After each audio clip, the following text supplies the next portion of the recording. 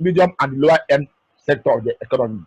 So that will not create a problem. But I know that there will be much rent defaults. People will want to pay lower rent. That is the major factor we have in this problem. And with time, we will go back to the situation. It won't last forever.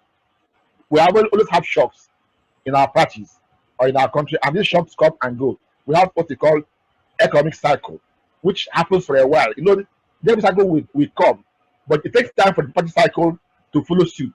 The economy will go bad, but most of these long leases we have in property and existing leases, it takes time for the property market to be really hit by the economic bust or bubble, bust in the economy.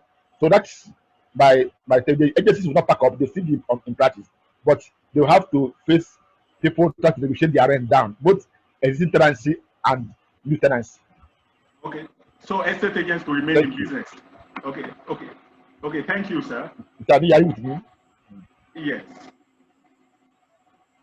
Yeah, they were in business. Okay. But I'm still in business. Okay. Yes. So your couple. I was going to ask you. Yeah.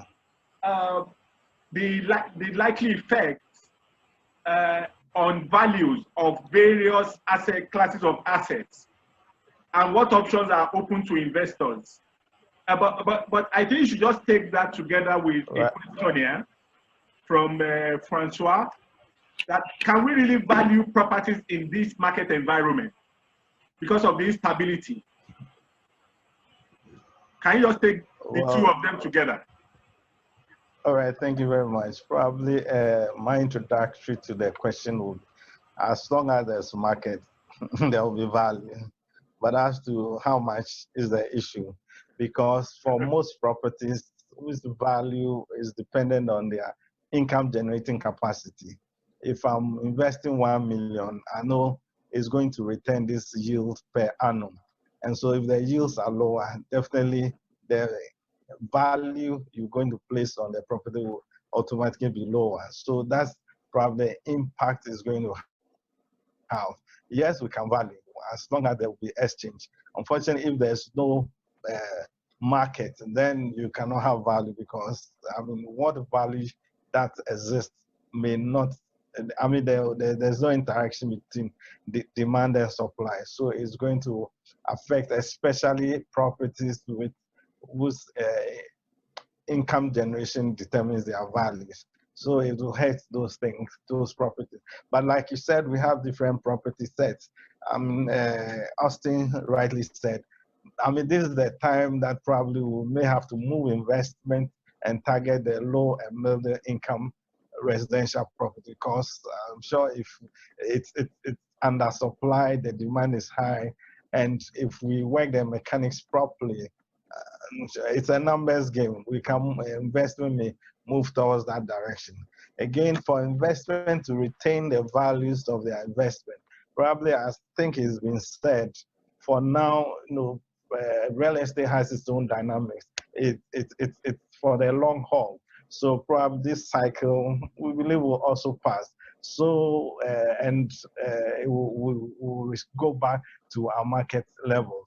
And so for now, it's better to keep your tenants than to let them go. So it's been already recommended. If you have to reduce rent, if you have to, defer even receiving the rent, it's all part of strategies to retain your investment in your property. Again, with time, we realize that people are now going online to work. So properties may have to be smart in the sense that, people will now have to probably be in the office and work with colleagues outside the office. So these are things that we have to look, to make sure that investors will still retain their values. And again, we may have to look at the maintenance cost of properties. Properties that have to be smart, we have to be green, and we have to look at, cut some of the aesthetics that probably do not add value, but actually is leaking, a way of taking expenditure out of revenue. And but I think looking at our property market, the potential, I'll still say it's the best time to buy, because there are organizations that may not necessarily need certain properties in times like this, and they would rather want to offload it and keep their organization running. So those who are not afraid, I think it's the best time to buy. So for property, dynamics is different. It's for the very long haul, and therefore people who are investing in property should not, be scared. I mean, once the pandemic passed, a little expenditure to maintain the properties, you can still go back and recoup all the investment in not too distant future. So that's what I would advise. But we can still value, because there will always be buyers and there will always be, sellers. Okay, thank you. And I hope Francois heard you. So if he has a follow-up question to that, he can also let us have that in the chat. Yes, I was going to ask Odunayo, I was going to ask him about the hindrances to doing business. Because if we check the African Continental Free Trade Agreement, it's likely about movement of goods. That movement of services was not really given any priority in there. But before Odunayo comes to, before he answers that, I was informed that Estate Survey and Value Body DG is in the house. I would want him to wave with the device he entered the meeting with. I can't see him listed as a participant, so I don't know which device he's using. So while we get that sorted out, I will just have Odunayo talk about the factors, the hindrances to doing good business on the African continent, and how we can overcome those challenges.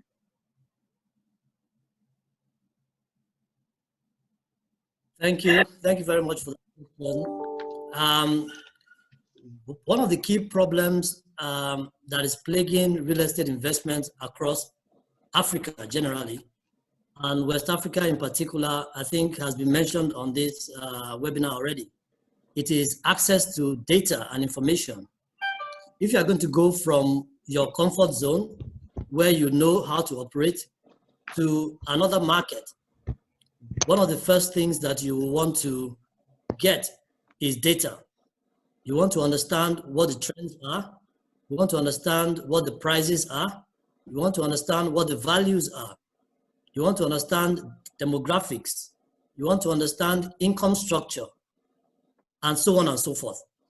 If you cannot easily come by that information, then it becomes difficult for you to invest in those markets. Hello, can you hear me? Yes, please go ahead.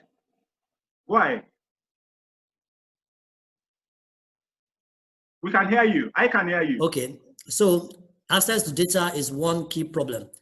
Another problem across Africa is our land holding systems and our land laws. Every single country has its own unique form of land holding system.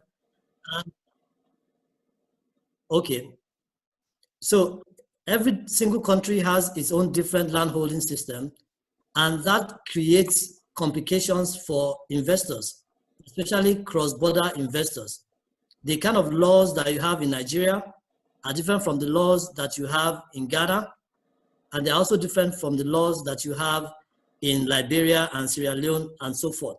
So understanding the land tenure system and land laws in these countries are a huge hindrance to cross-border investment. Also, foreclosure laws are also a key hindrance to investment across borders, because every investor wants to ensure that if there's default, you can get redress, and you can get redress very quickly. In most of our markets, that does not exist. Sometimes you have cases in places like Nigeria going on for 10 years, 12 years, 15 years, and you know that the return on investment for that investment has gone down because our foreclosure laws are very weak, and the enforceability of those laws are also very weak. Then lastly, I'll mention transparency. There's lack of transparency in most of our markets. For example, I used to live and work in Ghana, and so many transactions that we did in Ghana, we had several cases where 2, 3, 4, 5 people had claim to one single plot of land.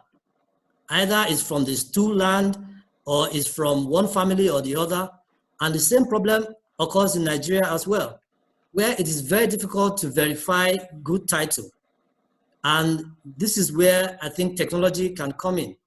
We've been hearing about technologies like blockchain and so many other things that are now being brought to bear on real estate to make sure that if you want to invest in another market, all you just need to do is to go to one registry where you can get all the history as far as that plot of land is concerned, and you can make an objective decision to invest in that market.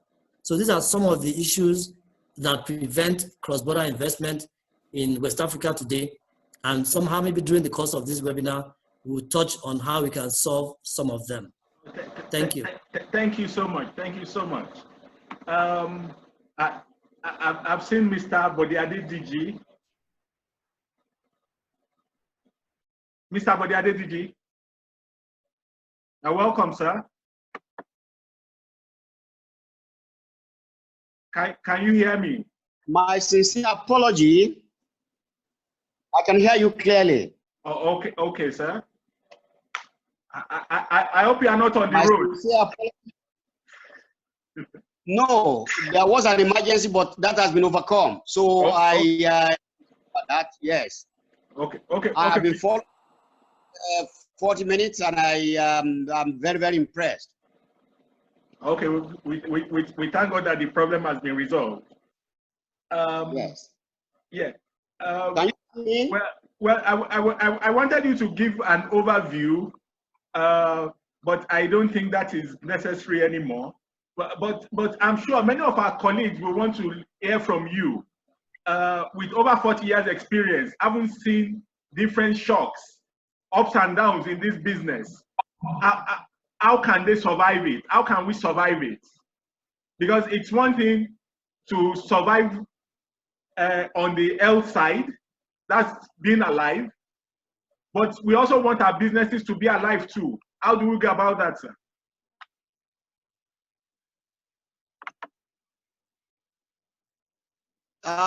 Thank you very much. People of my own age group and experience, we have passed through 3 serious recessions in the past. For our fellow West Africans, I know that even by interaction, Ghana had passed through some challenging times. What we should all bear in mind is that the COVID-19 interlock is quite different from what we have experienced before. Because the truth of the situation is, where a particular country is passing through either a recession and globally things are a bit okay, it's a matter of time for recovery to come. But where you have a global meltdown, I don't think any of us is qualified, apart from theoretical perspective, to actually postulate what are the mechanics of moving out of whatever the unfolding crisis may be. But from the perspective of my own knowledge, real estate, some product thereof, belong to the lower part of the pyramid. It's like food. I'm after food. Are you with me all? Yes, sir, we can hear you. Hello? Yes, we can hear you. And based on that, whether we move from recession to depression, we do not expect that there will be total shutdown of real estate market. What we will not be able to really grapple with is that we are likely to the emerging dynamics are going to be different. The emerging dramatics personnel, whether professionals, whether regulatory, whether speculators, are going to be different. So my advice is that we must keep on retooling as events unfold. The summary of what I'm trying to say is that you cannot rely on your past experiences, past educations, and so on and so forth to be able to navigate through the forthcoming challenges. But what is beautiful about all this is that since we said that housing and real estate form within the bedrock of the pyramid, it means that it is inevitable that activities will still occur in that sector. Okay. What we should then, which I've noticed from some of the comments, is that you cannot put as professionals, as operators, whether you are dealing with the angle of development or agency or management or whatever, you cannot at this point in time or the area we're entering to put all your eggs in one basket. Retooling is important, diversification is important, but more so, wider partnership in anything you do is very key. That's why I'm so interested when this particular webinar is focusing on how do we integrate the West African sub-region. Because we know that some countries, what they lack, other countries have it. By the time we join hands together, we can navigate through this era, which I've described as maybe we're going to have the first session resembling out of recession, but if things are not well managed, some countries may actually go into a very utter depression. Okay. Thank you all. Thank you so much, Mr. Dedigi. He talked about the need to retool and to adapt to the changing environment.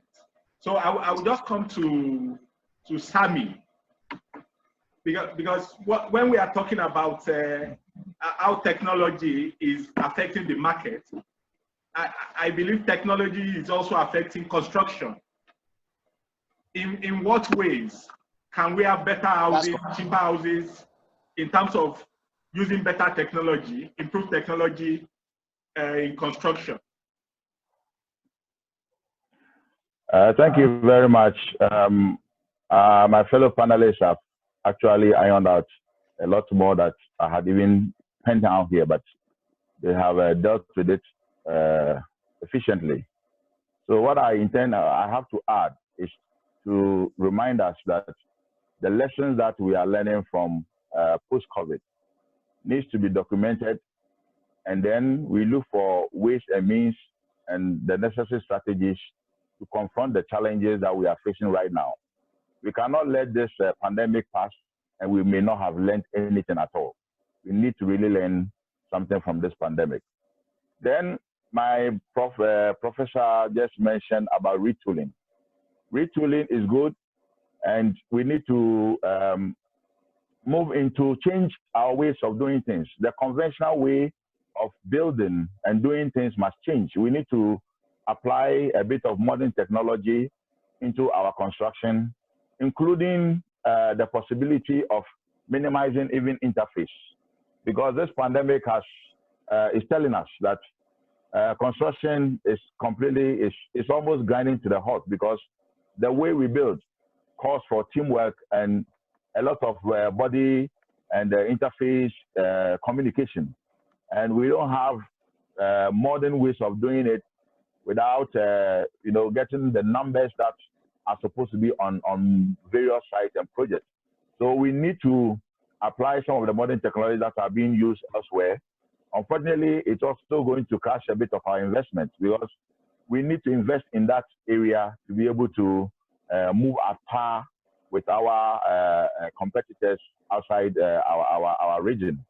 But I also want us to look at local capacity building. What have we been doing to build our capacity locally, to be able to measure up, to develop in terms of numbers, to add on to the numbers that we have as fast as possible? what have we done locally? We haven't done much. And we have had discussions at various stakeholder meetings where suggestions such as developing plant pooling, for example.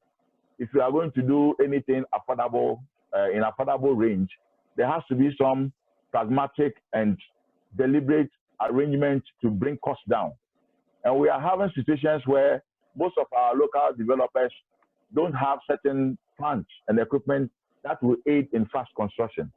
So why don't we move into plant pooling, where if we are developing, say, Accra, part of Accra, can we have a situation where either government or we can, all of us agree to invest in a plant pool, where plants that we need for certain aspects of housing projects are made available at a point, so that individual companies would not necessarily have to own them, but can apply for certain equipment from some of these plant pooling areas, so that they can send them to the various project sites to do a good work, but then they may not necessarily have to own it. And then this will all help in minimizing the cost. Then we have spoken about data. Data is one very important aspect of developing a system to get effective cost construction. We come from the part of a region of the world where diversion of information is a problem. You want to find out the birthday of somebody, it's a problem. He doesn't want to tell you his age. He doesn't want to tell you his birthday, especially our women. You attend their birthday parties and go home without knowing their age. You know, we need to change from these things, because that data is very important when the developer has to plan. If you go to a conference, you see several hundreds of people sitting there. If you do, pass on a paper, tell them everybody should put his name and state his salary. You will see that the salary column is blank, because he doesn't want to tell you how much he earns. And if I'm a developer and I'm supposed to develop a property to suit the affordability of my people, I must know how much they earn. And this information will not come. So how will I be able to develop houses to fit that segment? So we need to change that also. Then we have to up our game generally with our health and safety, which is something that we have completely thrown away in this part of the world. Then I also want to talk about positioning ourselves to be able to partner governments. Most of our governments have looked externally for projects to be sold out to external firms to come and develop housing, probably because we have not developed our local capacity, which I've spoken about. So we need to position ourselves as real estate practitioners to be able to partner with government.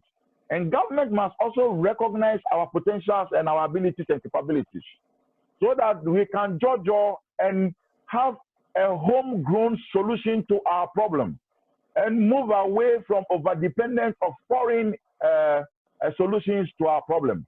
That is why we are not able to come out of it, because if we spend time to solve our problem internally, by now we would have had some problem, shocks will come. There may be certain problems along the line, but we have to take steps and make corrections to these steps and move on locally with our own strategy, with our own effort. If we had done that very well and built our local supply capacities, what are the building materials that can be locally developed? We are all importing tiles. We are importing ceramics. We have wood in this country, but we go all the way out to go import wood from China, wood from Turkey for our doors and kitchen cabinet. What is wrong with us? We need to develop our local capacity. And this pandemic would have little influence over us if we had done this in the past, because we can locally source for almost every resource that we will need in terms of material and labor. But we haven't done very well in that area. And I guess we have to do that. And then research also is very important. Data and research, I think they work hand in hand. We need to build our data and also do some work on our research on what is required, demographics and all those things. We need to put them in order. And like my other colleagues have always said, we should be able to enter a system and access information as easy as possible. Thank you. Thank you, Sammy. Dr. Otegbulu had mentioned research, and although before I come to Dr. Otegbulu, I want him to think about what Professor Akujuru posted that he thinks the Nigerian economy is dependent on oil and that there will be oversupply. So, but before we come to Professor Dr. Tegbulu, there's a question for Gavu, Dr. Gavu, and it also, from what Sammy also said about data, people are not honest when it comes to data. And there's a question for you that, how can we authenticate the data obtained from various sources for valuation and other needs within the profession? Yeah, how can we authenticate this data? The question is for That's you. an interesting aspect. I mean, when we talk about data, at times we lump everything up together and say, yeah, we don't have data, there's lack of data. I want us to see it in this particular way. Data needs of various stakeholders within the market are different. So at times when we talk about data, we just want to lump up everything. I mean, if you are doing a particular research which is focused at a particular output, what you need may be different from somebody in the field who is building or a valuer. So let's not lump everything together. But in disaggregating these individual data needs of the various stakeholders, for me, what I think the way forward should be is that professional bodies and research institutions should come together, because we are looking at validating information. So when researchers and people within the various professional bodies come together and we set up various data banks for various needs within, I mean, the data community, we should be able to say that this information we don't want, this information we want, but we want this information in this full span, or we want this, if this information does not contain X, Y, Z information, then it doesn't fit into the criteria to be put into our data bank. And that is where the validation starts. And at times, it should not just end there. There should be a token for somebody who shares his data with you that in the future, maybe I can benefit from something. Because most people say, well, if I give you my information, what do I get? And that is also critical in building that kind of information. So we cannot just lump everything together as one, I mean, information or whatever we want to mine. If we're able to disaggregate the various needs, it is easier. Because, for example, if we just want the trends of the rental market, the kind of information we need will be different. So we focus it and have various needs. If we look at the developed markets, for example, such information which is being put there, people who put that information, they get something in the end. So there's always something which is pushing people. We have various valuers churning out various valuation reports across the years. And yet when we are looking for information as to how they arrive at value, because if you use 3, 4, 5 comparables to arrive at a value, automatically we have 6 data points already to be able to use. And yet when we are looking for information, so if one valuation firm churns out 100 reports or 200 reports within a year, how come we don't have information? So for me, it is not the issue of the individuals. Let the professional bodies and research institutions come together and start. AfRES can lead that. And we have various research universities. Let's team up and start something. But separating it and knowing that the data needs of the various stakeholders are different, and we cannot just lump up everything together and call it data. Thank you. Okay, thank you. I think I want to ask a question from Odwayo Ojo with regards to, it just dawned on me that now we don't have to travel to do business. Just like on this, in this webinar now, we have people from South Africa, Tanzania, Kenya, Ghana, different places. So can we extend that to business? Because we were talking about the hindrances. Can this technology assist us in having better markets, better information? Can investors really go across the border because of technology? Absolutely. What do you say on that?